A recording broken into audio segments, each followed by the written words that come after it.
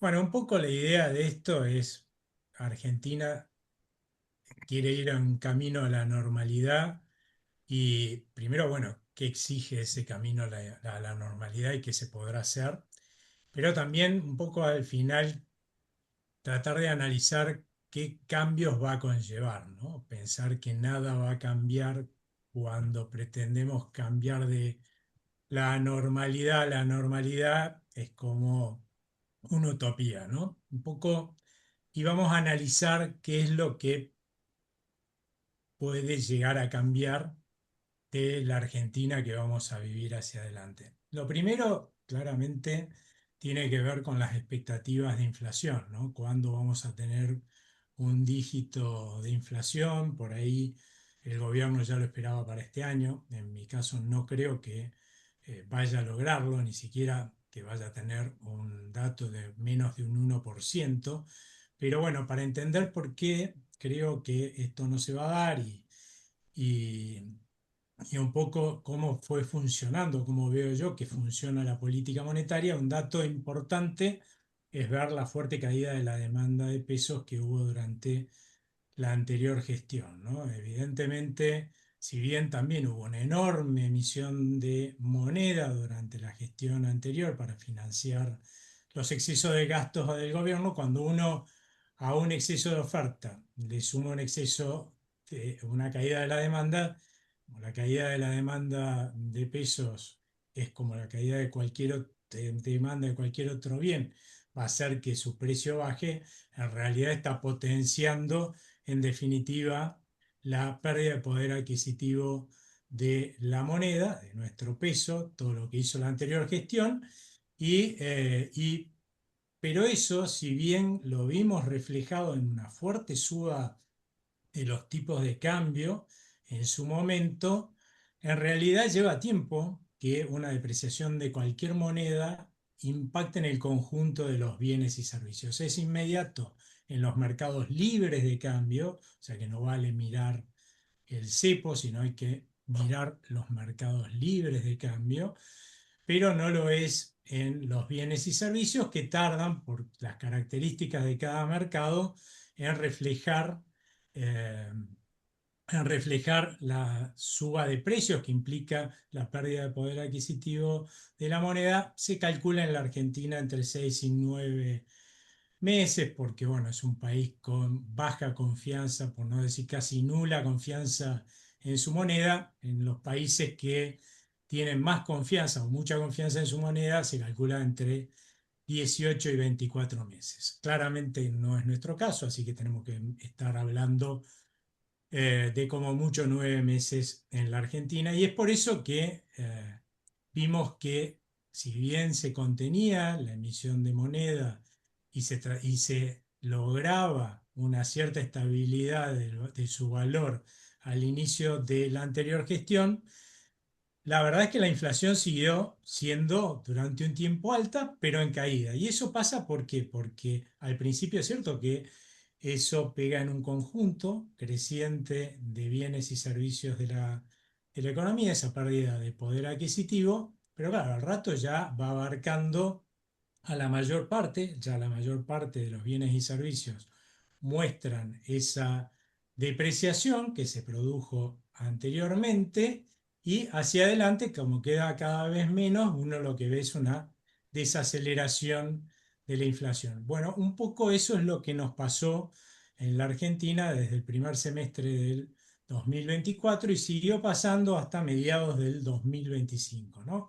El gobierno tendió a llevar la depreciación a niveles del 2%, esa fue su voluntad, No, no lo eso es, consiguió del todo, pero bueno, digamos eso que es una hasta locura. mediados de Eso fue, el año pasado, la verdad es que eso es una venía con una desaceleración de la inflación importante. Y la pregunta es por qué después se empezó a acelerar. Y ahí la respuesta es porque claramente con el aumento que hubo de la percepción de riesgo, en principio con el tema de, es cierto, de la unificación cambiaria, qué valores íbamos a salir en una unificación cambiaria, cuáles iban a ser las condiciones que iba a poner el Fondo Monetario para un nuevo acuerdo, pero mayormente yo creo a posteriori, en la medida que se fueron acercando las elecciones por el fuerte crecimiento que tuvo la incertidumbre preelectoral, ¿no? Electoral, la gente, la verdad es que empezó a tener cada vez más dudas de si el voto iba a acompañar en definitiva este cambio de rumbo que estaba proponiendo el gobierno. Cuando los argentinos vemos que las cosas se ponen oscuras en el horizonte, tenemos varios mecanismos que vamos a ir viendo a lo largo de esta presentación, defensivos, ¿no? Ya los tenemos en nuestro ADN, no son mecanismos que existan en en todos los países. Uno de esos ADN es que sabemos que, o eso que tenemos en el ADN defensivo, es justamente que sabemos que cualquier cosa mala que pase, cualquier crisis, debacle, lo que sea, va a implicar una fuerte devaluación, una fuerte pérdida de valor de nuestra moneda, es lo que más va a perder valor.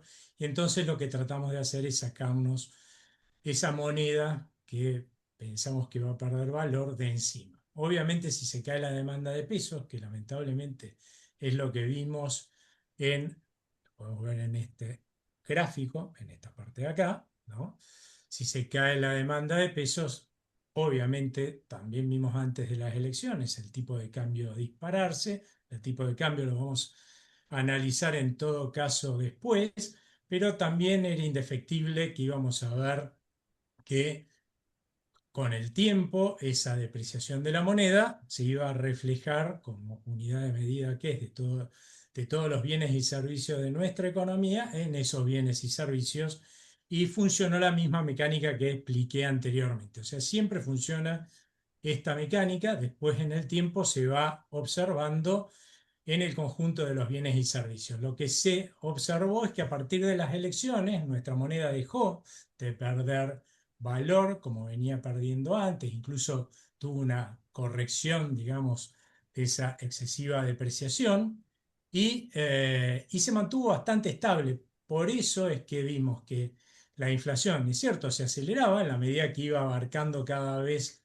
más bienes y servicios, esta mecánica de registrar, de reflejar lo que eran la pérdida de valor de nuestra moneda, pero con el tiempo teníamos que empezar a ver que la mayoría ya se había transformado en suba de precios de esa depreciación y cada vez un conjunto menor iba a quedar como para reflejarlo, y una cierta desaceleración era lo que íbamos a terminar viendo, ¿no? Acá vemos cómo luego de una fuerte caída de la demanda de pesos.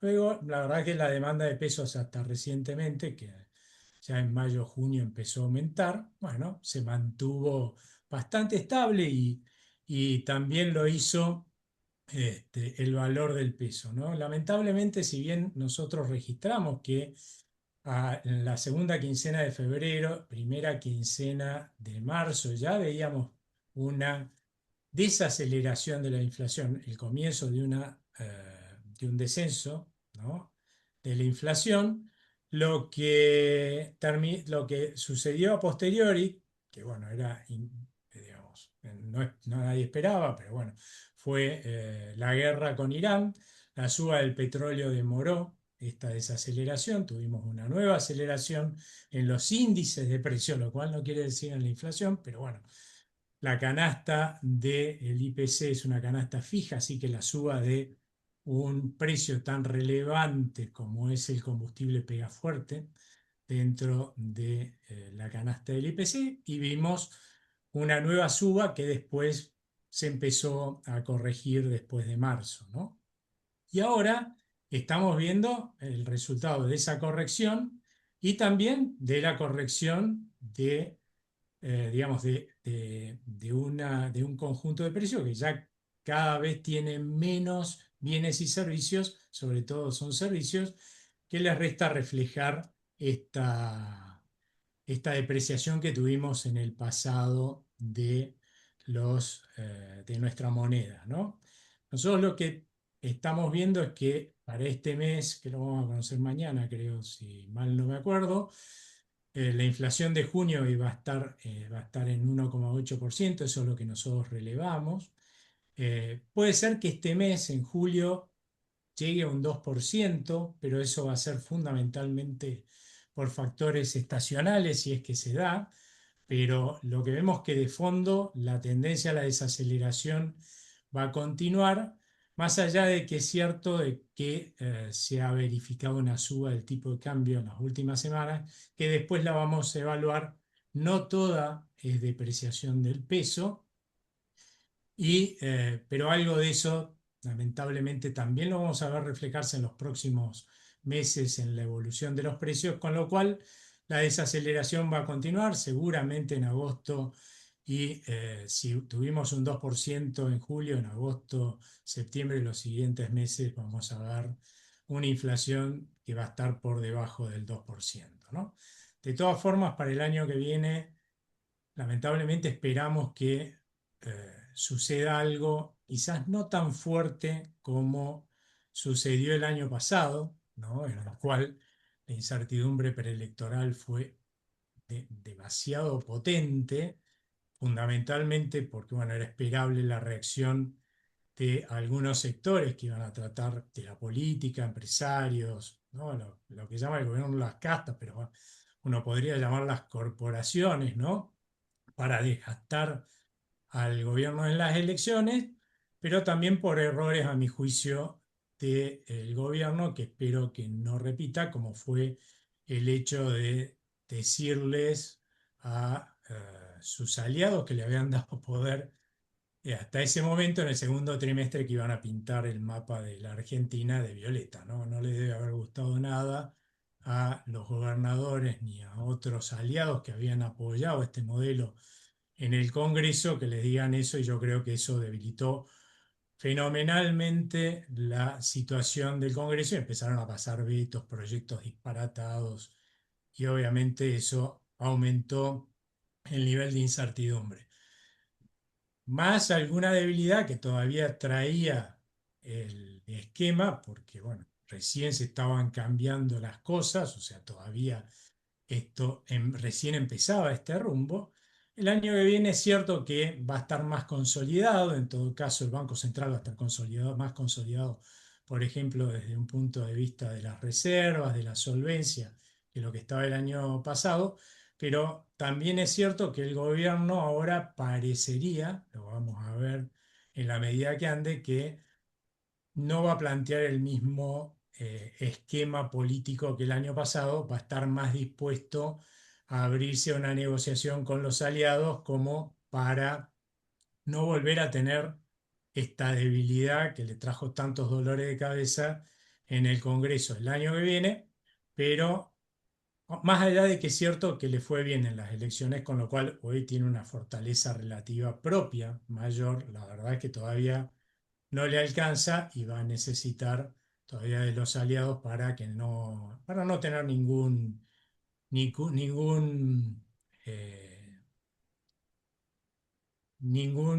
sobresalto, ¿sí? Pero igual creemos que va a haber algún tipo de intención de desgaste de los sectores que saben que si este gobierno continúa van a perder todas las prebendas que han tenido hasta ahora. Así que sí estamos viendo que puede ser que el gobierno vea o muestre en el primer semestre un dígito o menos de un 1% de inflación en el primer semestre, pero vemos muy difícil que eso se sostenga en el segundo semestre porque alguna depreciación de nuestra moneda vamos a tener por motivos preelectorales, lo cual, si bien hoy estamos viendo una inflación para este año de 27% y en descenso, es muy probable que veamos que la inflación de el año que viene ronda el 20% y no sigue una tendencia a la caída como la que estamos viendo hasta el primer semestre del 2027, sino que luego tiende a subir. Incluso podría darse, si esta embestida es muy fuerte, que hasta veamos niveles de inflación o porcentajes de inflación que estén por arriba del 2% en el segundo semestre del 2027, ¿no? Bueno, vayamos al tema que hace al tipo de cambio y a la acumulación de reservas. El año pasado tuvimos otra actitud defensiva, ¿no? Que tenemos los argentinos y los extranjeros cuando vemos que en la Argentina una, se vienen nubarrones en el horizonte, y eso es, sacamos nuestros ahorros de la economía, con lo cual la desfinanciamos, obviamente, lo transformamos en dólares, con lo cual presionamos sobre el tipo de cambio. Otra de las actitudes defensivas que tenemos en nuestro ADN cuando viene una crisis, o vemos o pensamos que puede venir una crisis, en este caso no se dio, pero cuando pensamos que puede venir una crisis empezamos a ahorrar para armar un colchoncito. Eso quiere decir que dejamos de consumir y de invertir para comprar dólares. Obviamente eso también presiona sobre el tipo de cambio y un poco es lo que observamos como resultado acá. Un fuerte aumento de la compra de dólares netos por parte de la gente, una fuerte fuga de capitales, ¿no?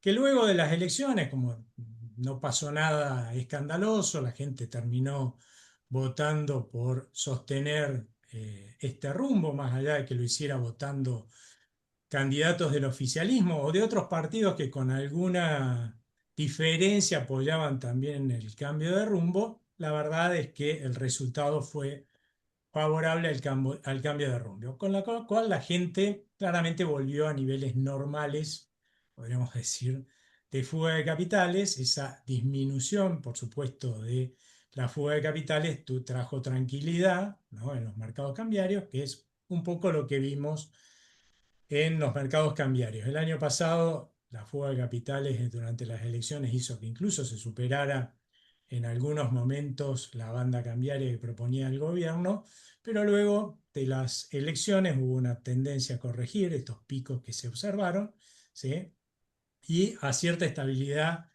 hasta ahora en el tipo de cambio. Porque estamos viendo, fundamentalmente por esto que les decía, ¿no? Mayormente acá lo que estamos viendo es una cierta estabilidad en el valor de nuestra moneda, más allá que hay que recordar, porque ahora lo vamos a tener que ver, que en realidad el tipo de cambio es la relación entre dos monedas, entre el valor de dos monedas, o sea que también importa el valor del dólar para ver dónde va el tipo de cambio, porque podría pasar que el peso esté estable en su valor y el dólar en el mundo suba, el valor del dólar en el mercado del dólar suba, y tengamos una suba del tipo de cambio que claramente no es porque se esté depreciando el peso, sino simplemente porque está subiendo el dólar en su mercado, ¿no? O sea, cada una de las monedas en realidad tiene su propio mercado. El resultado de esos mercados es lo que vemos en el tipo de cambio. Bueno, en los últimos meses, más o menos desde mediados de mayo, lo que hemos estado, en las últimas semanas, quiero decir, lo que hemos estado viendo mayormente es una suba del valor del dólar, una apreciación del dólar, luego de haberse depreciado muy fuerte a lo largo del año pasado, a mi juicio, gracias a la incertidumbre que generó y viene generando la gestión de Trump. Pero ahora, en las últimas semanas, hemos tenido una tendencia a la apreciación que obviamente también se estuvo viendo en nuestro tipo de cambio, pero creo que debe justificar más o menos la mitad, según estimo yo, de lo que ha subido en ese mismo periodo el tipo de cambio en la Argentina. O sea que el resto es muy probable que tenga que ver con una depreciación de nuestra moneda que le ponga algún piso, como decía hace un rato, a esta desaceleración de la inflación, porque en definitiva, si bien antes no veníamos generando depreciación que se vuelva, después de las elecciones, ¿no? Estoy hablando, que se vuelvan inflación futura en los siguientes meses. Ahora probablemente un poco de depreciación y de inflación futura se esté generando, ¿no? Ese es uno de los motivos por los cuales no estamos viendo esta expectativa del gobierno de un rápido descenso de la inflación hasta ubicarse por debajo y un 1% no lo vemos definitivamente durante este año como lo veía el gobierno, ¿no?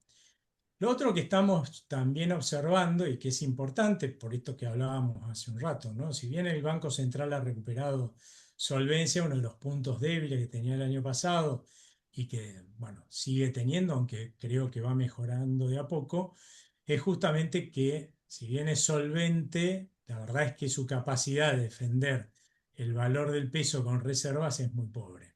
¿Por qué? Porque tiene pocas reservas propias. Una aclaración que quiero hacer porque me parece que muchas veces en los medios uno tiene una lectura que no es real, se habla de que las reservas netas del Banco Central son negativas y eso no es cierto, ¿sí? Es cierto que que el Fondo Monetario le prestó al gobierno 12.000 millones, en realidad 14.000 millones casi de dólares para que, digamos, le recompre deuda al Banco Central para que aumente sus reservas.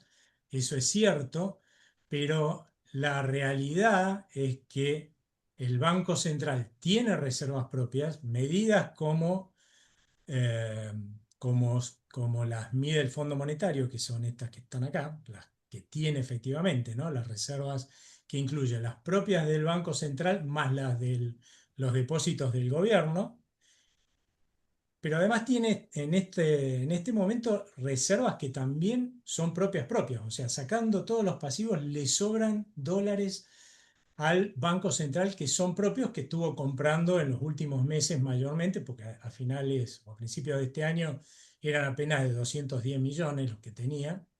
Bueno, ahora tiene casi 2.000 millones de dólares más que le son propios, ¿no?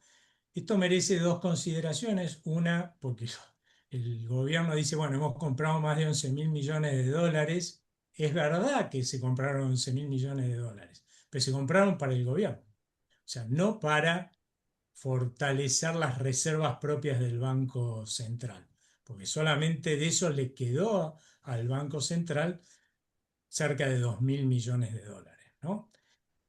¿Por qué? Uno podría preguntarse, bueno, la promesa la verdad es que del Banco Central fue que en la medida que subiera la demanda de pesos, para poder emitir sin generar inflación, sin generar depreciación de la moneda, iba a ir aumentando la oferta monetaria para comprar dólares, comprando dólares. La realidad es que cuando uno mira la demanda de pesos, si bien tuvo un pequeño aumento en los inicios después de las elecciones, la verdad es que luego primó más que una suma de la demanda de pesos, una caída estacional que se da todos los años en enero y febrero y marzo, fundamentalmente, y hasta abril también, hubo una baja de la demanda de pesos. O sea que realmente no había margen para emitir, para comprar dólares,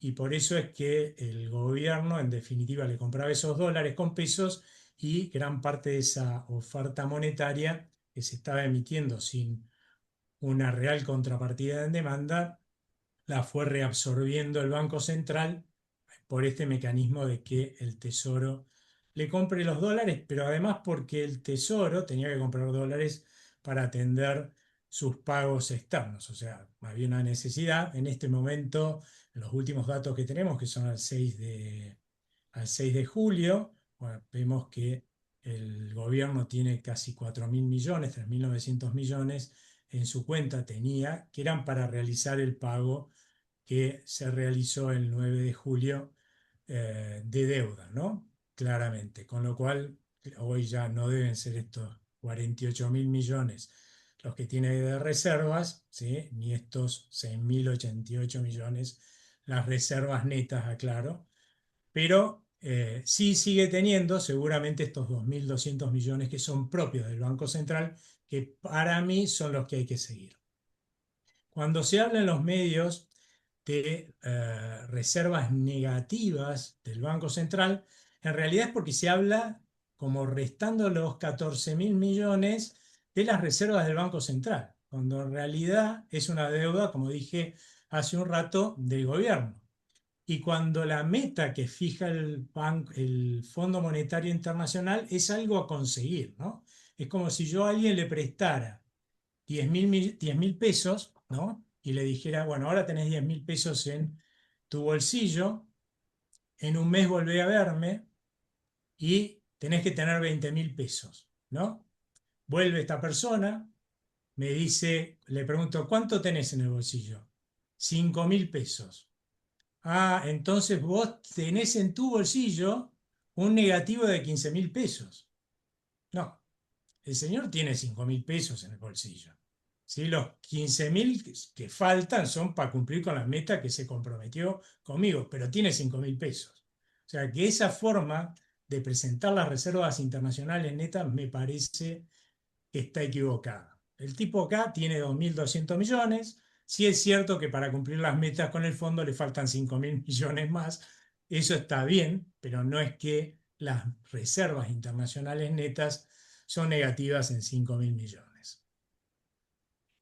Bueno, aclarado este punto, voy a otro que me parece también es relevante, ¿no? La discusión sobre el atraso cambiario. ¿Hay un gran atraso cambiario o no hay un gran atraso cambiario? La realidad es que durante 2025 los precios internacionales fueron muy negativos para la Argentina, ¿sí? Es este pedacito de acá, ¿no? Muy negativo, y sin embargo cuando vemos lo que exportó en términos de cantidades la Argentina, resulta que tuvo récord de exportaciones históricos. En términos de cantidades, cosa de que nadie diga, bueno, porque habría que deflactarlo, estamos en valores nominales en un largo plazo, medido en cantidades fue récord. De hecho, fue mucho mayor que en 2024 en todos los sectores, incluidos los de manufacturas de origen industrial, y fueron mayores que el récord, excepto por las manufacturas de origen industrial. Ahora, si teníamos pésimos precios el año pasado. Recién a finales del año y durante este año empezaron a mejorar los precios internacionales para la Argentina. Y teníamos atraso cambiario. ¿Cómo es que tuvimos récord de exportaciones en cantidades? A mí me parece que se da de patadas contra la economía, ¿no? Porque se supone que uno produce y vende más cuando los precios son mayores, ¿no? Pero bueno, claramente puede ser que hayamos ganado en competitividad, lo cual es cierto que va a implicar que el tipo de cambio tiene que tener menor poder adquisitivo que en el pasado, pero claramente lo que no podemos decir es que hay un gran atraso cambiario. Un pequeño atraso cambiario no podría discutirlo porque no tengo forma, pero no es que el año pasado teníamos un gran atraso cambiario y creo que esto se va a repetir este año, así que no creo que haya por lo menos un gran atraso cambiario. Y creo que la Argentina, en la medida que va a pasar con cada vez más, sobre todo después de 2027, cuando un poco las expectativas de que no va a cambiar el rumbo se consoliden, de ser un país fugador de capitales, como seguimos siendo, porque vimos que todavía había fuga de capitales en estos últimos meses después de las elecciones, mucho menos que antes de las elecciones, es cierto, pero seguía habiendo fuga de capitales. Vamos a pasar a ser de un país fugador de capitales, seguramente un país en el cual tenga ingresos de capitales netos y muy fuertes.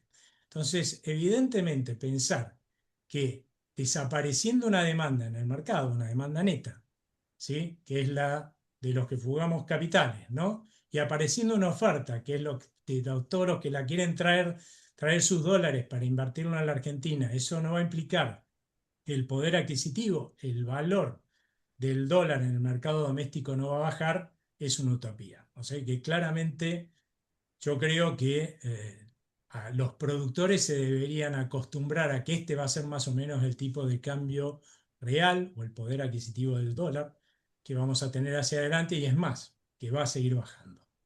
¿Tá? Otro problema que gestó y que algo anticipé hace un rato, que gestó la incertidumbre preelectoral, más algunos errores que cometió el gobierno, el Banco Central, más concretamente con la salida de la cancelación de las LELIQs, que lo hizo muy mal, ¿no? El año pasado, a mediados de año, gestionó muy mal la salida de las LELIQs, la cancelación de las LELIQs, y terminó, entre otras cosas, aumentando encajes, lo cual fue claramente negativo para el crédito en la Argentina, pero después también para combatir esta fuga de capitales y hacer más restrictiva monetariamente la posibilidad de que la gente pudiera ir a comprar dólares.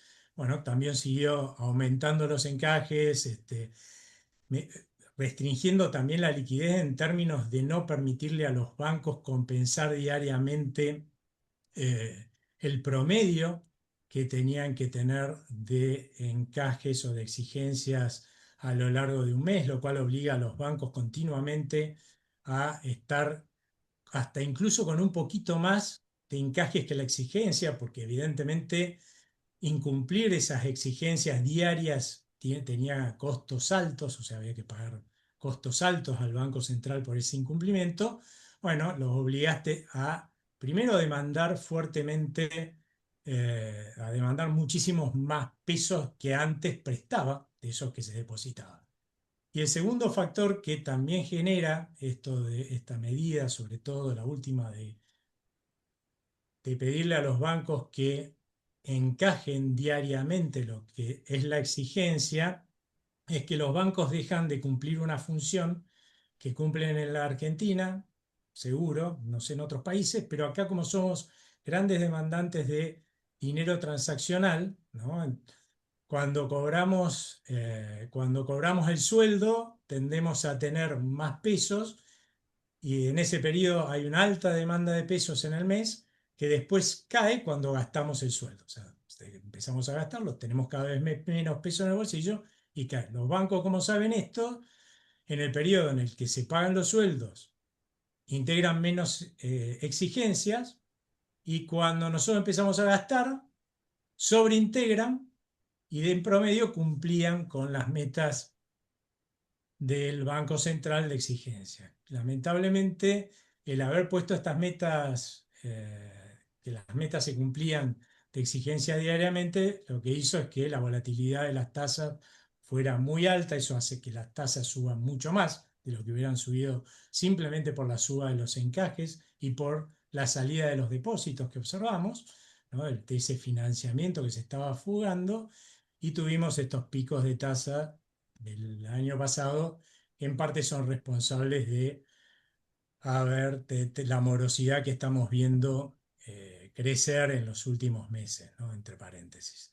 Por suerte después el Banco Central tendió a corregir estas medidas que había tomado, pero el daño yo creo que ya estaba hecho y estamos pagando las consecuencias todavía, y los vamos a seguir pagando hasta que se empiecen a recuperar nuevamente esta capacidad de financiamiento de los bancos, que ya se está recuperando. Acá lo que tienen es en términos constantes los depósitos. Fíjense que se están empezando a recuperar nuevamente los depósitos, lo que va a permitir es que el crédito también se entienda a recuperar. Un dato que me parece a tener en cuenta es este gráfico que está acá, que esto es cuánto de lo que hay de depósitos en el sistema financiero se presta al sector privado, ¿no? Esto es lo que permitió potenciar el aumento de los depósitos en oferta de crédito. O sea, cada vez los bancos pudieron prestar más de lo que tenían depositados. Obviamente eso se revirtió con estas medidas de suba de encaje que les contaba hace un rato, pero hasta ese momento los bancos venían pudiendo prestar cada vez más porcentaje de su depósito, lo cual era lógico porque el, ban- el Tesoro tenía superávit, un pequeño superávit fiscal, con lo cual tenía más ingresos que gastos, incluido el pago de los intereses. Entonces, cuando yo iba a poner más plata en el banco se daba antes, ¿no?, de este gobierno vuelta con mis depósitos, preguntaba a quién los quería y salía el Tesoro a pedirle todo lo que tuviera, o casi todo, pagando cualquier cosa, para financiar sus excesos de gasto. Bueno, ahora se encontraba con un Tesoro que le decía, no, mira, yo te voy a tomar como para refinanciar el capital y es más, te voy a pagar los intereses. Con lo cual el banco ahora se tenía que dar vuelta con los intereses más lo que la plata que yo había puesto, ¿sí? Esto es un ejemplo burdo, pero bueno, sirve, más la plata que había puesto y tenía que prestárselo al sector privado.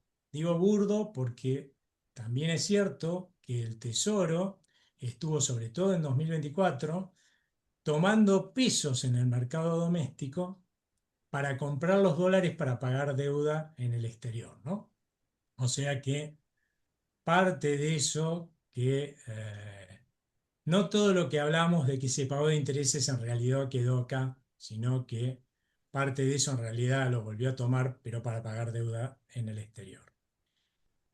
Bueno, el aumento, lo mismo pasó con, si se fijan, con la suba de los depósitos en dólares y también con el crédito en dólares. Tuvo una caída previa a las elecciones, ahora por suerte se está recuperando. Todo esto nos habla, a mi juicio, de que se va a recuperar la oferta de crédito en la Argentina y eso claramente va a permitir que toda la morosidad que estamos viendo y que está complicando a la gente, ¿sí? Pero también a los bancos puedan asimilarla, ¿no? Cuanto más crédito haya, va a ser más fácil asimilar esta morosidad que se gestó con todo el lío del año pasado. Una cosa que es sumamente relevante y que por suerte el gobierno está dispuesto a defender a rajatabla, y me parece que tiene que seguir siendo así, es el tema del superávit fiscal. Si no tuvimos problemas el año pasado más graves, es simplemente porque el gobierno demostró que está dispuesto a sostener la solvencia fiscal en el tiempo y claramente para la Argentina, que tiene un prontuario de estafador serial, sostener la solvencia en el tiempo es garantizar que vamos a tener un pequeño superávit fiscal en el tiempo, ¿no? Y yo creo que lo va a seguir haciendo, va a usar los mecanismos que sean necesarios. Si bien ha venido bajando impuestos, y eso es cierto que le ha generado algún problema en estos últimos meses, porque se combinó el estancamiento económico, que después vamos a ver cómo se dio, ¿no? Que hemos visto desde más o menos el segundo trimestre, mediados del año pasado, luego de una fuerte recuperación hasta el primer trimestre del año pasado. Este estancamiento también tuvo un impacto en la recaudación, que dejó de crecer, y además un impacto negativo porque se estuvo bajando impuestos, con lo cual era lógico esperar que si no crecía la economía, tuviéramos una baja en la recaudación en términos reales durante este año. Y yo creo que este es uno de los motivos por los cuales esperar una reforma tributaria explícita es una utopía. ¿Sí? ¿Por qué? Porque es imposible, lamentablemente se demostró el año pasado, ¿sí? Estimar con cierta certeza, ¿no? O sea, ¿cuánto me va a aumentar la recaudación a futuro? Porque ya estamos viendo que si observamos lo que eran las estimaciones para 2025 y 2026, a principios del 2025, nada que ver con lo que pasó, ¿no es cierto? Entonces, y lo que viene pasando. O sea que claramente lo que el gobierno va a seguir haciendo es no va a hacer una reforma tributaria, va a ser camino al andar. En la medida que le sobren recursos, porque va a mantener, acá tengo el gasto primario, lo va a mantener en niveles bajos, hoy está un poco por arriba del 15 puntos porcentuales del, del PBI, y lo piensa mantener en esos niveles, ¿no? Y la recaudación, cuando crece o se recupera la economía, crece más que la economía, bueno, lo que le vaya sobrando, por decirlo de alguna forma, eso lo va a dedicar a bajar los impuestos que crea que haya que bajar, eliminar los que crea que hay que eliminar, y es lo que vamos a ver. Lo que venimos viendo, pero siempre en la medida que pueda garantizar que hacia adelante vamos a tener más ingresos que gastos contabilizados los pagos de intereses. Por eso yo a veces critico, ¿no? El posicionamiento de muchos, que les entiendo. Yo soy uno de los que más ha luchado contra las retenciones, pero pedir que de un día para el otro saquen todas las retenciones, y lamentablemente es imposible. Porque en el momento que empecemos a tener déficit, no, el país se va al diablo. Tenemos una crisis. ¿Qué podés pedir? Bueno, dale una prioridad en esta reforma tributaria que vas a hacer paso a paso a la eliminación de las retenciones, y de hecho es lo que está haciendo el gobierno y creo que es lo que tiene que seguir haciendo el gobierno, ¿no? Darle prioridad a eliminar las retenciones en el tiempo en la medida que le vayan sobrando recursos y vaya pudiendo al mismo tiempo sostener esta imagen de solvencia fiscal.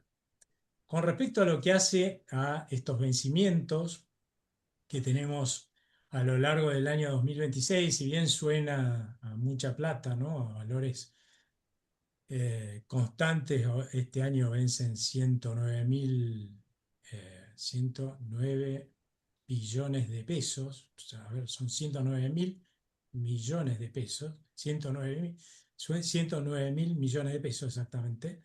Eh, la verdad es que hasta ahora el gobierno no ha tenido problemas para ir refinanciando esta deuda, aún en periodos críticos como los que vimos desde mediados del año pasado, y la verdad es que no esperaría que los tenga si estamos hablando de que hacia adelante lo que va a tomar es justamente solo para renovar el capital que va venciendo y por el otro lado el crédito va a seguir aumentando. O sea, si el crédito va a ser más que el año pasado, el crédito interno claramente no debería tener problemas que hasta ahora no tuvo, por decirlo de alguna forma, para refinanciar esta deuda. Por eso es que todo el mundo pone el foco en lo que hace a la deuda que hay que pagar en dólares, porque bueno, acá se suma un problema que hay que tener los dólares para poder pagarlo, ¿no? Y en ese sentido, acá todavía tenemos el pago del vencimiento que ya se pagó en el 9 de julio, o sea que habría que sacarlo, pero hacia adelante más o menos son unos 6.000 millones, más o menos, los que nos quedan por pagar si restamos estos 3.400 de estos 9.600 millones que teníamos. Claramente nos quedan 6.200 millones de dólares para pagar de aquí a finales de año. Más o menos el Fondo Monetario nos va a dar de eso, se supone, unos 1.800 millones, lo que hace al pago de el resto. Estos son los organismos internacionales, eso se refinancia incluso cuando uno está de buenas con el fondo, y es lo que viene pasando, nos refinancian, nos dan más créditos, porque en realidad no refinancian los organismos internacionales de lo que vence, ¿no? Nos dan más de lo que vence, cuando estamos de mala nos prestan menos de lo que vence, pero como ahora estamos de buena, pues nos prestan más de lo que vence, o sea que no hay grandes problemas para financiar este año. Por eso es que el gobierno salió a presentar el plan financiero para el año que viene, porque es el que presenta hoy todas las dudas, más visto lo que pasó el año pasado, ¿no? Con este aumento de la incertidumbre preelectoral, en temor de que se vuelva a repetir algo similar el año que viene. El plan financiero que presentó y que eh, pretende cubrir 24.900 millones de dólares de vencimientos del año que viene. La verdad es que suena bastante creíble y se dejan algunos grados de libertad que a mí me parecería que demuestre que los tiene ya en estos momentos, en el segundo semestre de este año, como es la posibilidad de colocar deuda en los mercados extranjeros, ¿no? A mí me parece que Ecuador a principios de año demostró, al demostrar que tenía capacidad de colocación de deuda, después un poco se diluyó todo esto por la guerra con Irán y el aumento de la incertidumbre, creo que mejoró su situación crediticia. En cambio, nosotros nos salimos a tomar y la verdad es que eso nos pegó duro después cuando aumentó la incertidumbre internacional, ¿no? Pero no creo yo que vayamos a tener grandes problemas el año que viene, porque además el Banco Central ya va a empezar a comprar dólares con emisión de pesos que van a tener una demanda del otro lado, y por lo tanto lo esperable es que esos 2.200 millones de dólares que yo les mostré que son propios del Banco Central terminen incrementándose de acá a finales de año, principios también del año que viene. Empezará a decrecer esa posibilidad en la medida que empiece a apretar la incertidumbre electoral el año que viene. Otro tema que también es relevante tener en cuenta es que algunos hablan de que la deuda total de la Argentina está creciendo. Yo creo que se olvidan que este gobierno, y me parece que por razones más que justificadas, lo que dijo es, bueno, la deuda remunerada que tiene el Banco Central la tomó porque si me le prestaba para financiar los excesos de gastos que tuvieron los anteriores gobiernos, todo lo que los gobiernos necesitaban, con emisión, hubiéramos ido a una hiperinflación hace muchísimo tiempo. Entonces, ¿qué es lo que decía el Banco Central? Bueno, la verdad es que yo tengo más acceso al crédito, sobre todo bancario, que el Tesoro. Bueno, parte de lo que me pide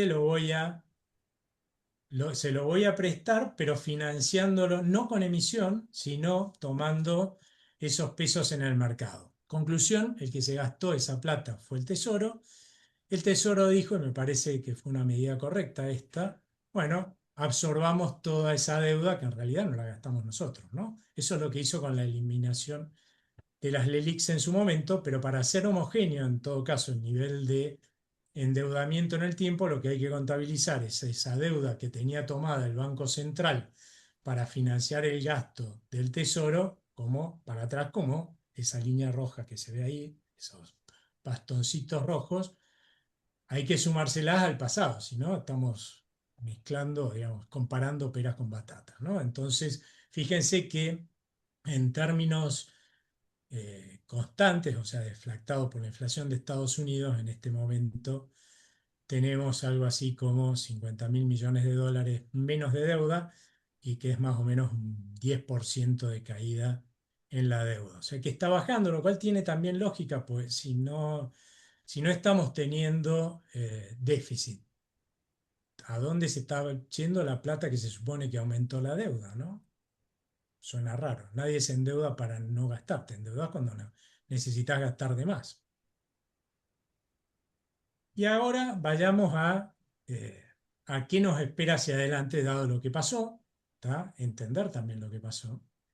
Es evidente que con el aumento de la percepción de riesgo que tuvimos el año pasado, con argentinos y extranjeros que activaron sus mecanismos de defensa ante una potencial crisis y sacaron capitales financiando la economía, con argentinos que empezamos inmediatamente a armar el colchoncito, lo cual eso significaba dejar de consumir y de invertir para comprar dólares, lo cual implicaba bajar aún más, a bajar la demanda interna, no solamente la desfinanciábamos por un lado, sino que además consumíamos e invertíamos mucho menos de lo que podríamos haber consumido e invertido, porque estábamos comprando dólares para el colchoncito, y las empresas obviamente tampoco invertían, con lo cual la demanda interna tenía que evolucionar muy mal. Al nivel de actividad no le podía ir bien a partir de mediados del año pasado, y es lo que se verificó hasta que se produjo las elecciones. La gente claramente no es feliz porque acumula un colchoncito por la contingencia de que viene una crisis. O sea, la gente para acumular ese colchoncito lo que hizo en definitiva fue dejar de pintar la casa, que por ahí la quería pintar, pero bueno, si viene una crisis, más vale que me encuentre con ese colchoncito de dólares porque es lo que va a morigerar el impacto de esa crisis en el bienestar de mi familia, ¿no? Listo, no viene el pintor. Dejamos de salir a comer afuera, grandes cierres de restaurantes hubo el año pasado, lamentablemente para esta gente. Dejamos de salir al cine, o sea, empezamos a recortar gastos que en realidad son los que hubiéramos querido hacer, pero por miedo no los hacemos, ¿no? No cambiamos el televisor, no cambiamos el auto, por supuesto, ¿sí? Que seguimos con lo que teníamos, y eso es lo que, en definitiva, genera un amesetamiento, incluso una caída en el nivel de actividad. Ahora, también es cierto que cuando uno dice, bueno, pero parece que la crisis no va a venir, ¿no? Primero que uno dice, bueno, ¿y para qué sigo acumulando dólares en el colchoncito? ¿No? Primera medida, por ahí si tengo alguna duda, acumulo menos dólares por mes, por decirlo de alguna forma. Obviamente esto corre que son los únicos que pueden acumular un colchoncito, para los que tienen capacidad de ahorro. Acá no entran los que no tienen capacidad de ahorro, por supuesto, ¿no? Pero esos señores dejaron de consumir por temor. Bueno, empiezan a consumir un poquito más, ¿sí? Al rato dicen, bueno, ya, la verdad que tener más dólares no sé para qué, porque hacia adelante no viene una crisis, entonces vuelven a consumir en los niveles sin miedo, por llamarlo de alguna forma. Y es más, en la medida que la expectativa mejora en términos de que esa crisis pierde posibilidades de ocurrir, esa potencial crisis, lo que empezamos a hacer es a desarmar ese colchoncito, porque ese colchoncito va más allá del ahorro que queremos hacer porque queremos gastar en algo en el futuro. Ese colchoncito es anticrisis. Si no va a haber una crisis, ¿sí? O la probabilidad de que haya una crisis baja, ese colchoncito tiene que bajar. Y yo me voy a empezar a dar los gustos que no me di en el pasado. Por eso se puede dar una paradoja que pareció darse el año pasado y también se dio, la verdad, a principios, por acá, a principios del 2025, a ver dónde está, lo veo porque los tengo ustedes, pero bueno, se dio a principios del 2025, que es que el consumo subía, ¿no? De hecho, en el primer trimestre tuvimos consumo récord, en el primer trimestre del 2025 fue récord, o sea que este récord del primer trimestre es superior al del primer trimestre del 2025, porque justamente, a ver, ¿cuál es la paradoja? Todo el mundo va y mira para ver este aumento del consumo en el supermercado, ¿no? En la ropa, en cosas que en líneas generales aquel que tiene posibilidad de ahorrar no va a ahorrar. Yo no ahorré para el colchoncito dejando de comer. Como mucho habré cambiado de marca, ¿sí? Pero no dejé de comer. No dejé de tener ropa adecuada para el invierno y ropa adecuada para el verano. Por ahí bajé un poco la cantidad que compré. No dejé de calefaccionarme. O sea, lo que es básico, medir ahí el aumento del consumo no tiene sentido porque donde la gente ahorró, la gente que podía ahorrar, ahorró es claramente en todo lo que es prescindible y si uno mira ahí, eso es lo que subió. Ahí es donde uno va a ver el aumento del consumo que nadie ve, por supuesto, en el supermercado. ¿Qué es lo que uno ve? Porque también pasó en el periodo de recuperación 2024-2000, primer trimestre del 2025, que empieza a subir las ventas del supermercado. ¿Por qué uno las empieza a ver? Porque con la desaceleración de la inflación y la recuperación económica, lo que empieza a pasar es que uno saca gente de la pobreza. Ese señor no compraba lo básico. Y entonces ahí vas a ver crecer, que no es la misma velocidad, claramente vas a ver crecer las ventas de aquello que es básico. ¿Tá? Entre paréntesis, a finales del año pasado, más allá de que el segundo semestre dio una nueva caída de los niveles de pobreza, usando el indicador que quieran usar, ¿sí? La tendencia en todas fue a la baja. Yo creo que en el segundo, digamos, en el cuarto trimestre, debe haber dado a la suba y en el primer trimestre también debe haber subido la pobreza. ¿Por qué? Porque se aceleró la inflación y la aceleración inflacionaria es un gran generador de pobres porque afecta a los sectores de menores ingresos y también porque se estancó la economía. O sea, ambos factores, la verdad, es que le deben haber pegado a la pobreza. De la misma forma que la recuperación que ya estamos viendo bajo y la desaceleración de la inflación que ya estamos viendo le va a pegar a favor para que el segundo trimestre de una baja con respecto al primer trimestre de la pobreza y no sé cómo va a dar el primer trimestre, pero ya en el segundo trimestre seguro que vuelva a mostrar una baja en el segundo semestre de este año la pobreza.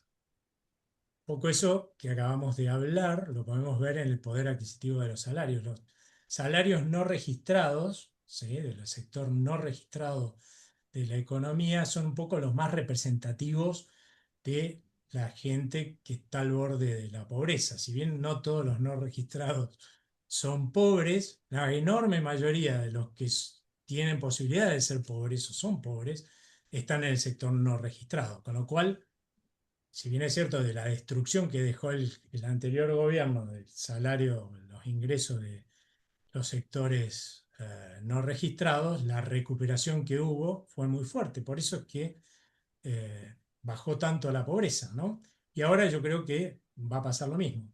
Perdieron poder adquisitivo, pero desde el segundo trimestre seguramente vamos a empezar a ver datos ya más fehacientes de una mejora del poder adquisitivo. Estamos muy lejos de los récords que tuvimos en el 2017, no tanto por los no registrados, pero bueno, pero estamos lejos de lo del 2017, pero bueno, vamos mejorando, ¿no?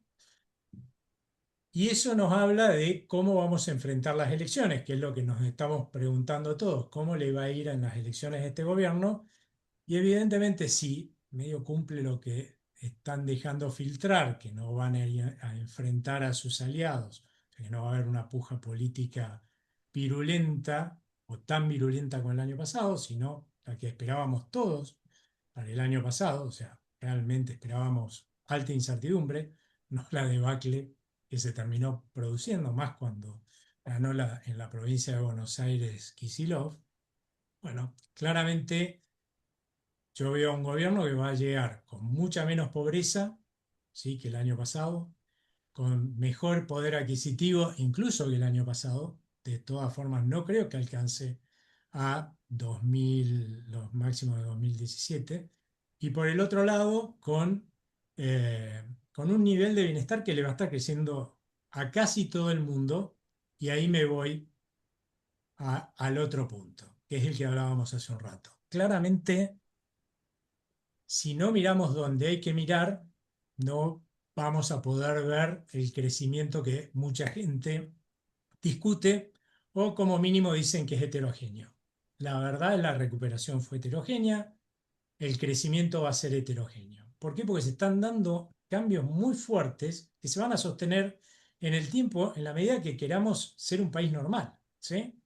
Uno de los cambios que se va a dar. No podemos tener una economía cerrada. Obviamente, un sector productivo que se adaptó para sobrevivir a más de 80 años de anormalidad creciente no es el mismo que va a ser viable exactamente al que va a ser viable en la normalidad. Va a haber sectores que no van a ser viables y que eran viables antes, pero no van a ser viables en la normalidad. Hay sectores que eran viables antes y que ahora van a ser viables. Algunos de estos incluso les va a ir mejor en la normalidad. Y va a haber sectores que no existían que van a tener una posibilidad de existir y que en la normalidad no podían existir, ¿no? Para dar algunos ejemplos, justamente está el tema de la apertura, ¿no? Hubo funcionarios a lo largo de la mayoría de las anteriores gestiones que decidían que en algún lugar había que invertir para producir algo. Entonces lo protegían. Conclusión, ahí nació una empresa que no es viable sin el subsidio de todos los consumidores que le pagan porque nos pueden cobrar más, por eso que sería más barato en el exterior y por ahí de mejor calidad, ¿no? Eso no es viable. O sea, claramente un empresario tiene todo el derecho del mundo a ganar toda la plata que quiera, pero siempre que gane plata brindándole bienestar económico a sus demandantes o consumidores de su producto o servicio. Y eso no es lo que estaba pasando. Es cierto que a estos señores perdidosos no les va a gustar nada.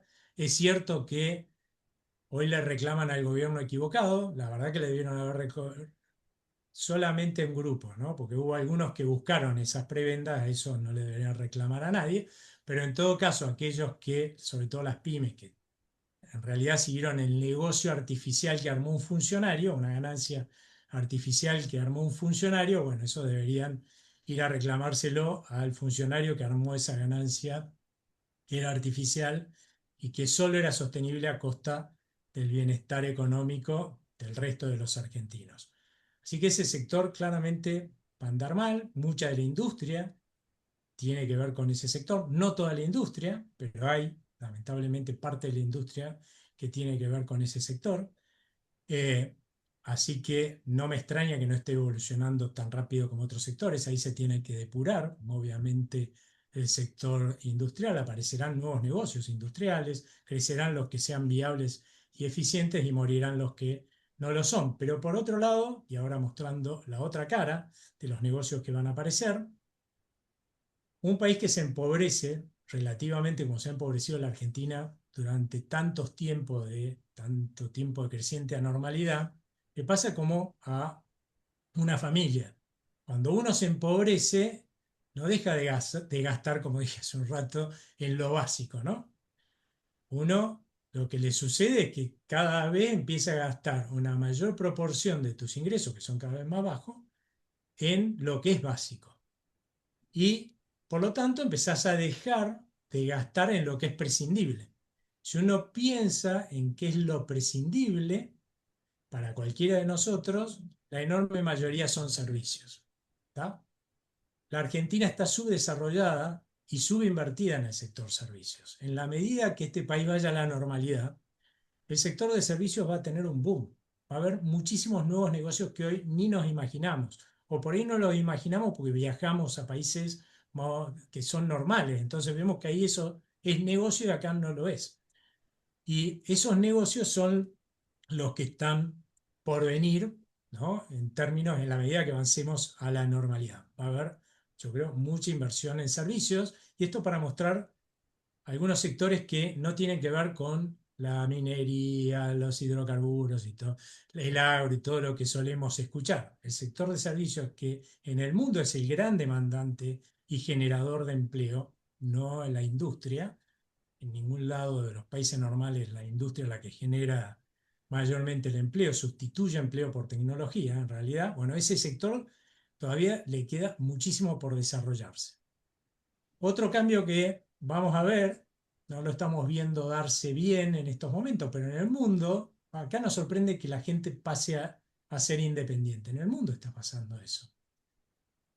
Lo malo es que acá, por tradición de que vos entras en el sector independiente formal y te matan con impuestos y con regulaciones, y seguramente todavía una parte de eso queda, más allá de todo lo que haya sacado de todo eso este gobierno, queda mucho. Bueno, por tradición y costumbre, uno no salta a la formalidad, esa es la verdad, salta a la informalidad.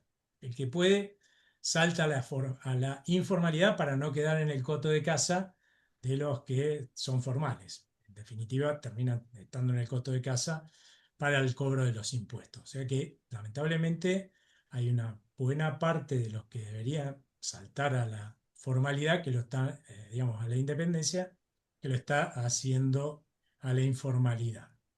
También es cierto que hay gente que está perdiendo trabajo, su trabajo formal, y que no consigue insertarse nuevamente en relación de dependencia y termina en la informalidad, también es cierto, ¿no? Esa gente seguramente es la gente, entre otras cosas, que va a estar peor y por eso hubiera sido mejor cuanto mejor fuese la reforma laboral que se terminó haciendo, que no fue todo lo que esperábamos, ¿no? Pero bueno, por lo menos el embudo no es tan chiquito para permitir el pasaje de un sector a otro. Otra cosa que también va a cambiar, y yo creo que es positivo. Creo que todo lo que estamos hablando, en realidad, excepto por estos muchachos que pierden el trabajo formal en relación de dependencia y pasan a la informalidad, son procesos que se iba a dar el otro, del cambio a una mayor eficiencia productiva, se tiene que dar, ¿sí? Y es mejor que mantener las condiciones del pasado para que la misma estructura productiva siga siendo viable. El otro cambio que se va a dar y que por ahí estamos resintiendo cada vez más en el AMBA, ¿no? Y que encima el AMBA es como un amplificador en términos de la Argentina, es antes le sacaban a los productores del interior con impuestos para subsidiarnos a nosotros, ¿sí? Y no a los pobres, ¿eh? A nosotros. Yo llegué a pagar menos del 40% de los servicios públicos que consumía, ¿tá? En el transporte público menos del 20% de lo que valía. ¿Tá? Pues yo voy en transporte público como Ricardo López Murphy a trabajar, ¿no? Entonces, un absurdo porque yo lo podía pagar, pero aún a los que podíamos pagar no lo subsidiaban. Bueno, ahora en la medida que nos están sacando esos subsidios y nosotros tenemos que ajustar otros gastos, ¿no? Lo que pasa es que antes el que ajustaba los otros gastos para que yo gastara más eran los contribuyentes del interior, a los cuales le estaban sacando para subsidiarme a mí. Conclusión, si uno le saca a el interior para tirar acá en la zona del área metropolitana de Buenos Aires, La Plata, ¿dónde preferirían vivir ustedes? ¿En el interior o acá? Acá.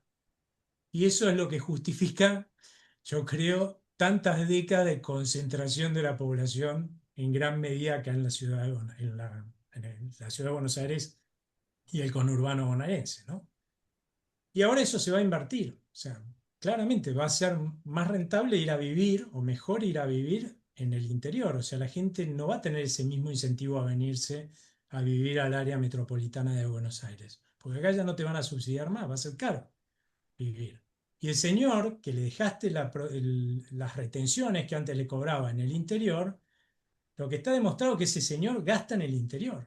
La mayor parte de eso lo gasta en el interior. O sea, lo gasta en su pueblo, en su zona de influencia. Ahí va a haber empleo que antes no se generaba y que ahora y que se generaba acá, pero por los subsidios que teníamos, ¿no? Y directamente porque subsidiábamos a los pobres que se juntaban acá porque tenían mejor atención médica, los servicios públicos subsidiados, no como en el interior que no los tenían, están subsidiados por lo menos. Entonces, yo creo que hacia adelante lo que vamos a ver es que este crecimiento disparatado que hemos tenido de la participación del área metropolitana de Buenos Aires en el total de la población de la Argentina, digamos, conservadoramente por lo menos se va a moderar un montón. Y con un poco de suerte yo creo que incluso podemos ver que hay una migración hacia el interior, ¿no? Desde el área metropolitana de Buenos Aires. O sea, claramente la Argentina que van a vivir nuestros hijos va a ser muy distinta a la que hemos vivido nosotros, ¿no? Por todos estos factores. Bueno, no sé, yo no me fijé en el tiempo, pero estoy ya repasado de lo que usualmente usamos para una presentación. Así que quedo para las Felicitaciones, preguntas. Aldo, muy interesante y muy enriquecedora la presentación. Yo para romper fuego con algún comentario, yo mencionaría que no es solo el proceso de reforma interno, sino que en el mundo la revolución de la competencia que viene del este asiático y la inteligencia artificial hacen para este periodo del tiempo, sin que haya reforma interna, un periodo muy revolucionario. Pensemos nada más que los fabricantes de autos en Europa y Estados Unidos están cotizando a la mitad del valor del libro. Y eso es porque la competencia china ha producido un descalabro en la manufactura occidental y eso es algo que va a corregirse con una revaluación del yuan chino y devaluación de las monedas de Occidente, pero bueno, eso lleva tiempo. Entonces digo, estamos frente a varias revoluciones simultáneas. Al mismo tiempo. En segundo lugar, yo diría que una cosa que tiene trastornadas las expectativas, y digo esto es corregible, es que las programaciones o el programa financiero se ha básicamente formulado hasta diciembre del 27 con sus más y sus menos. Yo creo que es muy importante que el gobierno elabore el 28 y digamos, un bosquejo del 29. ¿Por qué? Porque el mundo no termina en el 27 y los incentivos a hacer barra basada dependen de que el 28 llegue muy ajustado o menos ajustado. Entonces, si hay continuidad, yo lo veía, yo voy a dar dos ejemplos. Esto uno lo ve muy habitualmente en Uruguay y Chile y lo ve también, lo veíamos en la época de la convertibilidad. Yo no sé si ustedes se acuerdan, yo digo los más viejos nos acordamos, de los 4 o 5 volúmenes blancos que producían Liachi Cotani, que eran proyecciones que iban a 4 años. Entonces yo creo que esbozar, obviamente con mucha más incertidumbre, cómo se financia el 28 y el 29 ayudaría muchísimo a ver nuestros bonos y nuestras deudas en una perspectiva más razonable. O sea, es verdad que nosotros no tenemos mucha menos deuda que Brasil y que Uruguay en términos del PBI, y sin embargo, con dotación de recursos muy favorables para el ciclo económico mundial, sin déficit fiscal, y sin embargo estamos muy castigados en el riesgo, y yo creo por esa idea que en el 27 se termina el mundo y no se termina. La otra cuestión que está pasando y que yo creo que no percibimos bien es que parte de la revolución agroindustrial está ocurriendo en toda la cadena de la carne, en de sus distintas variedades, y ahí el hecho de buscar más rodeo restringe la oferta. Entonces estamos viendo una situación donde hay un fenómeno de acumulación de capital que es muy complicado porque al principio restringe la oferta. ¿Qué cosa yo creo que puedo ayudar a tu exposición o matizarla si vos querés? Yo diría, hay cuatro cosas que no dan o que no están bien, o cinco si uno quiere. Uno es el nivel de reserva, o sea, Argentina tiene un bajísimo nivel de reserva cuando uno lo compara con países asimilables en la composición de los depósitos de su sistema financiero. Yo miraba los números de Paraguay. Paraguay tiene casi 15 puntos del Producto de Reserva Internacional y nosotros tenemos, digamos, bien hechas las cuentas, un poquito arriba del cero. ¿Por qué el fondo resta su apoyo? Porque esto también es una cosa que lo tenemos. ¿Por qué netea? No es que lo hace para nosotros, lo hacen todos los países del mundo. Porque se supone que los préstamos del fondo son de muy corto plazo, son para volver al sistema financiero. El único país que se considera que son para siempre es acá. Entonces, la idea de restarlo es porque se entiende que este es un financiamiento de emergencia, no un financiamiento permanente. El tercer elemento que yo me equivoqué, se equivocó el gobierno y se equivocó el fondo, es que nuestra monetización, como vos lo mostraste, es muy baja en términos históricos. Yo miraba ahí los números, es muy baja. Parte de eso es que los billetes y monedas tienen muy baja denominación y casi si uno tiene que juntar, qué sé yo, 10 millones de pesos, tiene 5 paquetes. Y si tiene que juntar 20 son 10 paquetes, es una cosa loca. Deberíamos tener yo presenté varios proyectos cuando estaba en el Parlamento para que hubiera billetes de 50.000 y de 100.000 que eliminaran esa emisión excesiva de papel que hay que hacer porque los billetes son de muy baja denominación respecto a los que teníamos en la convertibilidad. Por supuesto que ha habido cambios tecnológicos, pero si uno mira la aceleración de la velocidad que Aldo presentó, en billetes es dramática. Teníamos 6,5 puntos del PBI, tenemos 2,2. Parte es tecnología, parte es baja denominación, parte es temor a la inflación. Y ahí viene el tercer indicador que a mí me preocupa. Yo no puedo entender por qué la gente compra dólares. No lo puedo entender de dos perspectivas.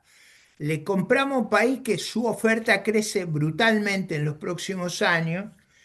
Y en segundo lugar, el desequilibrio fiscal y monetario de los Estados Unidos nos lleva a una pérdida del valor del dólar para mí secular. Pero digo, bueno, forma parte de tratar de entender nosotros mismos por qué hay tanta compra de dólares. Yo creo que parte de ello es que toda la reserva de emergencia está puesta en dólares. Me parece un suicidio respecto, y yo creo que los últimos 2 años y medio los que han hecho eso han perdido muchísimo dinero, pero es algo que hay que salir a explicarlo, que no conviene eso, que si uno pone en bonos indexados o en bonos a tasa variable, cualquiera de esas alternativas supera enormemente la compra de dólares.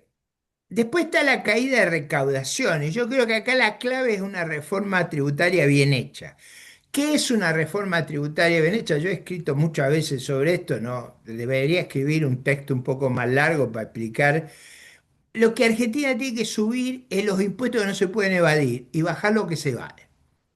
El que se evade, que es más gravoso de todo, es del personal en relación de dependencia, porque ahí la brecha respecto al monotributo y a la informalidad es brutal.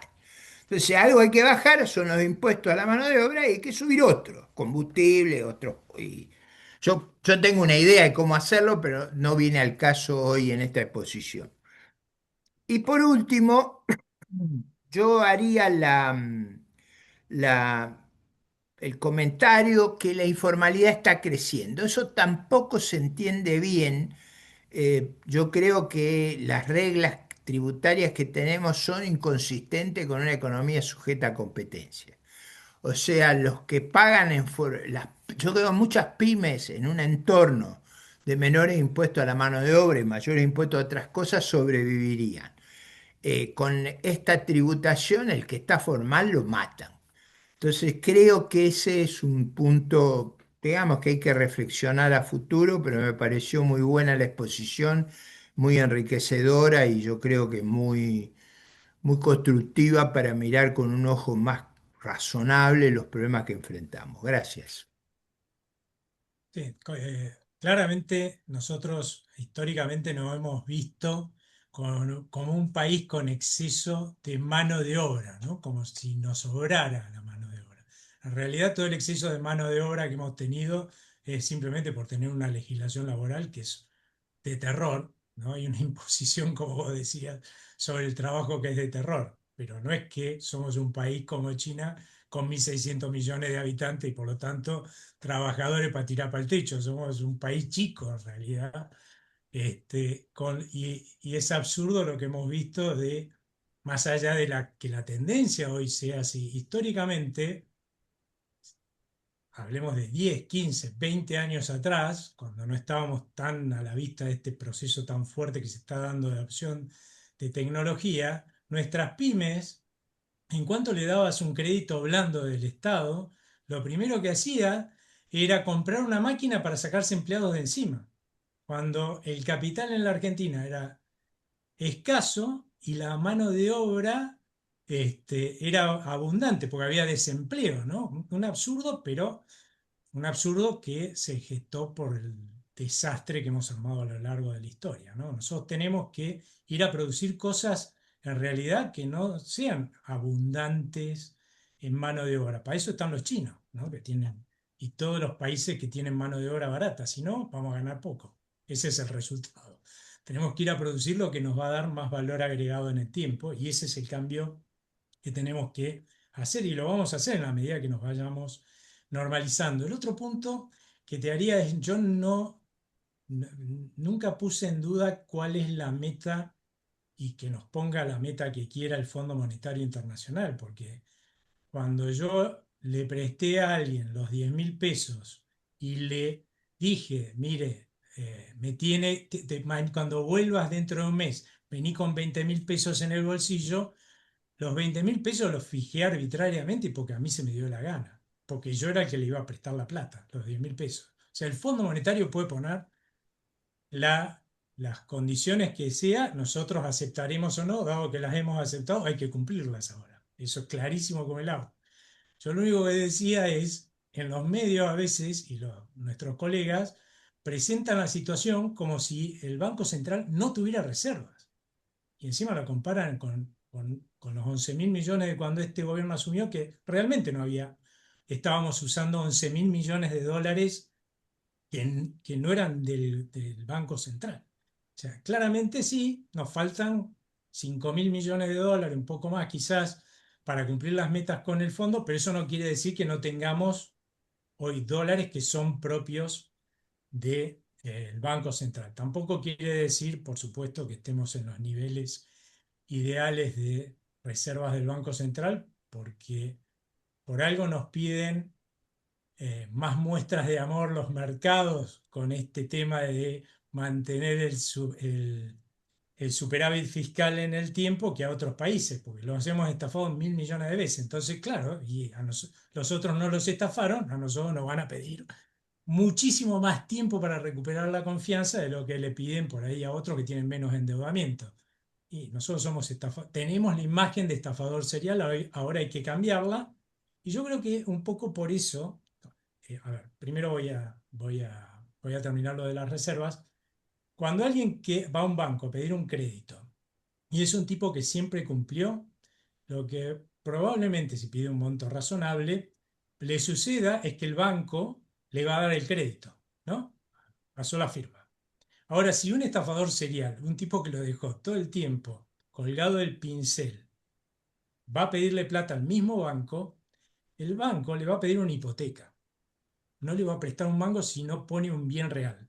Nuestro Banco Central necesita reservas porque la garantía que tiene de que para poder defender el valor de la moneda, que es una deuda del Banco Central, son las reservas, porque no le queremos otra cosa, no le queremos en su palabra. O sea que claramente incluso deberíamos tener más reservas, pero tiene que ser un proceso, porque si no, se vuelve un proceso muy doloroso. Y tiene que ser un proceso que yo ahí tengo una crítica para el gobierno, que es, tiene que ser un proceso como el que prometió el gobierno a principios de este año, que no se está dando en realidad del todo, que es que en la medida que crece la base monetaria, yo emito y compro dólares, pero es para lo único que emito.